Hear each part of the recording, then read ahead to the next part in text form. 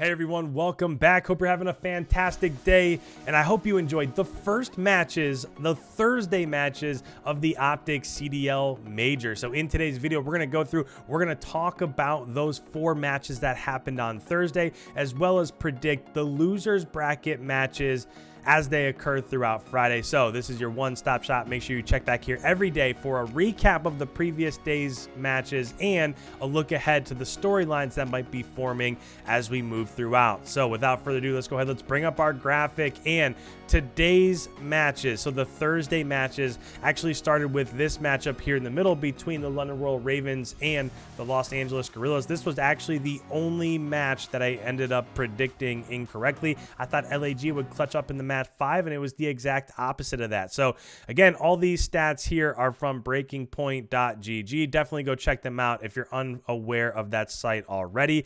But if we scroll down in here and look at each of the game modes, this was really back and forth throughout the first 3. And I thought after LAG clutched up and won the map 3 control, I thought that this was theirs to lose, and they just didn't end up coming through when it needed to the most. So map 4, especially when it came to that hard point on Berlin, London Royal Ravens, you have to give them credit. Their backs were against the wall. They absolutely slayed out, putting LAG in the 100-point club.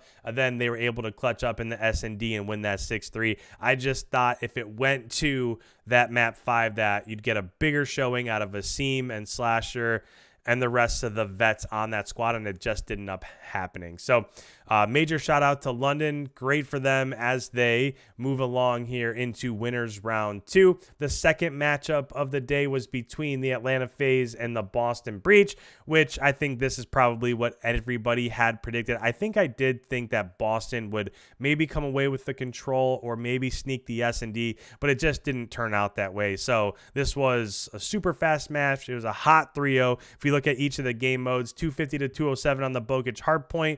The S&D was 6-4, and it was a bit closer. So this was the one that I thought maybe they could pull out, but you look at methods, 2-8, TJ Haley, 6-8.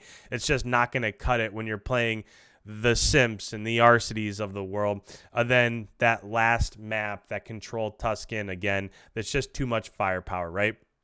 Heading into this match, Atlanta FaZe has positioned themselves exactly where everybody expects them to be, and they're performing in that manner. So third match of the day, back down to the lower bracket here, we had the Los Angeles Thieves against the Toronto Ultra. And I just thinking back to last year and even way back as far as the MW season, when it comes to a map 5, especially with S&D, the Toronto Ultra are just so clutch that it's really tough for me to choose against them. So because of that, I did predict this 3-2 in favor of the Toronto Ultra just because of that last S&D map. If we kind of go throughout here, LA Thieves came out, won the hardpoint, which is really what we expected. The S&D went back to the Toronto Ultra. Again, what we expected. The one thing that might have been a little bit of an upset was this control, right? This was the coin flip for me because I figured that when it came to the hard points, LA Thieves was going to win those. When it came to the S&Ds, Toronto was going to win the S&Ds. So who was going to win the control? And this did end up going all the way to round 5. But as you can see in the stats here, Cammy just clutched up, and that's what Cammy does. So the last map here, game 5, S&D, Insight 10 and 4 was absolutely popping off with a sniper rifle in those S&D maps, Bance 6 and 5. And when it comes to Los Angeles Thieves, it's not like they played bad. They just didn't get those clutch kills when they needed them the most. So shout out Toronto with coming through with a big victory there against LA Thieves. I figured going into this that would be the most competitive matchup that we saw on Thursday, and that's how it played out. And then the last matchup of the day, I thought it would be 3-1. I thought Seattle would probably turn up and win the S&D, but OpTic was just too much. So when it comes to this matchup, a hot 3-0, you look across the board, the Bokage was 250 to 209, so kind of close, but still really wasn't great. S&D 6-3. Control did end up going to that third round, but when OpTic had defense on round 4 and round 5,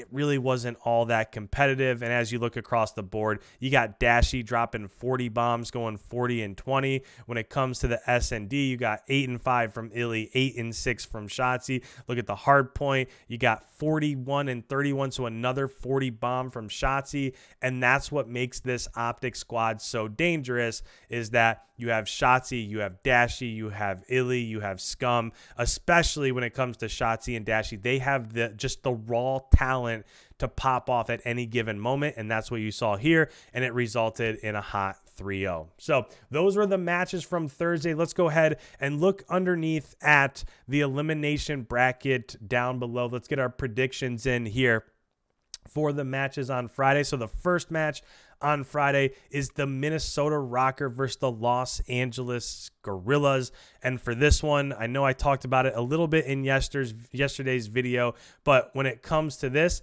for me personally, I think that especially in S&D, that map 2 and that map 5, if it goes to those, Minnesota's the better S&D team, and they might even be the better respawn team as well. We have yet to see what exactly these two teams can do to their full potential on land.